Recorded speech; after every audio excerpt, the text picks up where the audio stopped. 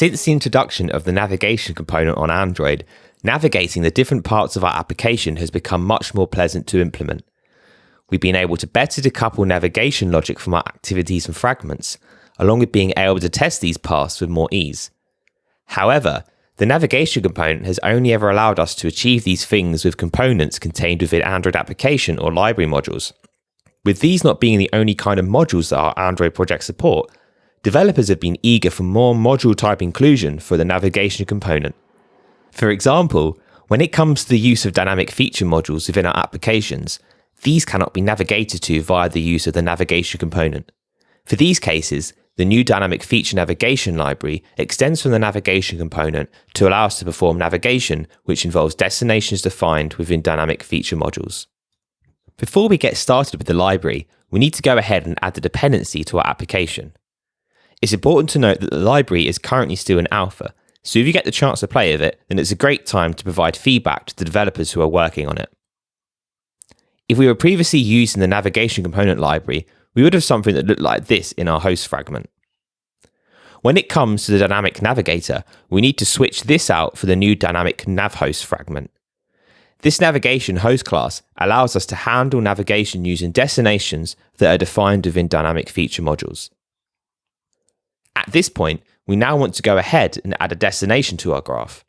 Our first destination is going to be from a dynamic feature module. We've added our destination here with the ID of feature1 fragment. You'll notice here that there are 3 different properties that we've set on our fragment destination. The first, module name. This is the name of the module that our navigation destination resides in. The library will look inside of this module when locating the destination, acting as the glue between the navigation graph and the specific destination. This is the key addition when compared to the application and library module navigation. We next add the ID, which is the ID of the navigation destination, followed by the name, and this is the name of the fragment used for this navigation destination. With these defined, our graph now has sufficient information to locate the fragment being used as our destination. Now, we need to actually configure the navigation to it. To begin with, we'll go ahead and add an action to our main fragment so that we can navigate to our feature module destination. Using the ID of this action, we can now use a nav controller reference to trigger this action and perform the navigation that is defined by it. At this point, we've added navigation for a dynamic feature module using our navigation graph, but in some cases, we may have slightly more complex navigation to configure. For example, we may have a dynamic feature module which defines its own navigation graph. This would need to be referenced from our navigation graph that we defined above. Let's say we had the following navigation graph defined within a second dynamic feature module. Regardless of whether or not the graph is more complex than this one, this helps to keep the responsibility of this contained. Now, we're going to want to include this as part of our global navigation graph that we initially defined so that we can navigate to the fragments defined within this new graph. If we head back over to our main nav graph, then we can add the following information. The include tag is already available in the navigation library, allowing us to add navigation graphs from standard library modules in our project. The dynamic feature navigator library adds this new include dynamic tag, which can be used to add references to navigation graphs from within dynamic feature modules. This tag has 4 attributes which can be defined. The first is the ID, which is the ID of the navigation graph, followed by the module name, which is again the module name that the graph is located in. We then have the graph resource name. This is the resource identifier used for locating the graph, and followed by the graph package. This is the package where the graph file is to be located. With this include dynamic tag added to our original main nav graph, we can now perform navigation actions on it. We can now add an action to our graph so that we can navigate to the graph contained within our include dynamic tag. With this in place, when we trigger the action main fragment to feature nav action from our nav controller, the start destination from our feature nav graph will be displayed and any following navigational behavior will be taken from that graph. Whilst it's incredibly helpful being able to perform dynamic feature navigation with the navigation library, there is one big concern that may arise. What if the dynamic feature isn't actually installed on the device at the time of navigation? Luckily for us, the dynamic feature navigation library provides some classes which will help us out on this side of things. When navigation is performed to a dynamic feature module, as defined by the module attribute for the destination in our graph, The library will first check if the feature is installed on the device.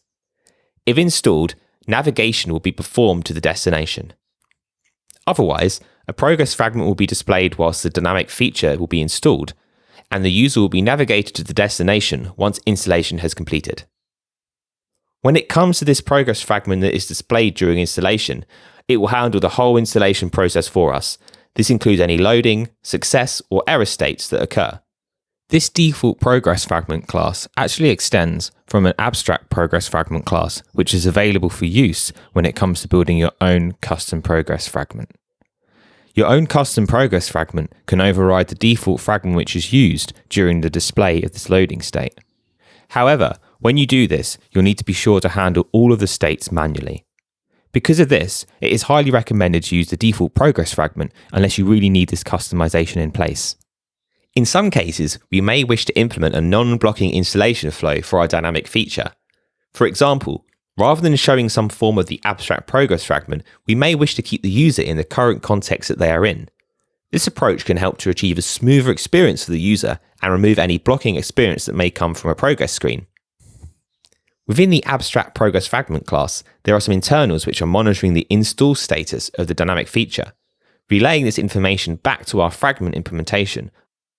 This is handled using the dynamic install monitor class, which is actually available for us to use outside of this progress fragment, meaning that we can allow the user to trigger an install from navigation, monitor the progress states while they continue their current tasks, and navigate them once the install has completed, handling any other states along the way, such as errors.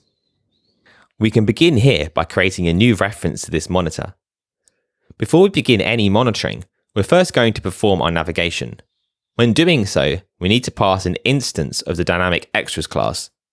This class essentially acts as a container for us to pass attributes when handling navigation for dynamic features. To build an instance of this class, we can use the corresponding builder to do so. The builder currently allows us to set two different references. The install monitor, which is a reference used to monitor the current install state of the dynamic feature, and destination extras, which is any navigator extras that we wish to pass on navigation. Now that we have a reference to our dynamic extras, we can go ahead and perform the navigation on our navigation controller. Once we've triggered this navigate operation, we need to immediately check the installed status for our dynamic feature. The install monitor instance that we previously instantiated allows us to check this using its isInstallRequired field.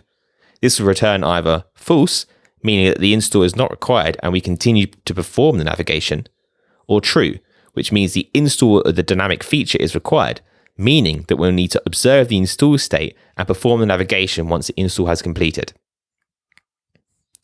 At this point, if installation is required, then we need to observe the install state. Our install monitor reference exposes a live data with the type of the split install session state class. This allows us to observe when the state of the install changes. We can then use the value of this state to depict what should be shown within our UI. Finally, once the state represents a terminal state, we need to remove our observer as observation is no longer required. We can see here that there are a collection of states which the flow could be in at any time. Whilst it depends on the UI that you are planning to show here, it's worth checking out the UX guide for dynamic delivery to help handle each of these states. In this short video, we've learned about how we can use the dynamic feature navigation library to perform dynamic navigation within our applications, regardless of the install status for those features on our user's device. Using this library allows us to implement frictionless navigation flows, offsetting most of the hard work onto this library, allowing us to focus on building great apps. Whilst we didn't dive too deep into how this works under the hood, we've seen a high-level view of how things are operating and the reuse of code from the original navigation component. With this all together, I look forward to seeing how you'll be using this library for dynamic feature navigation within your applications.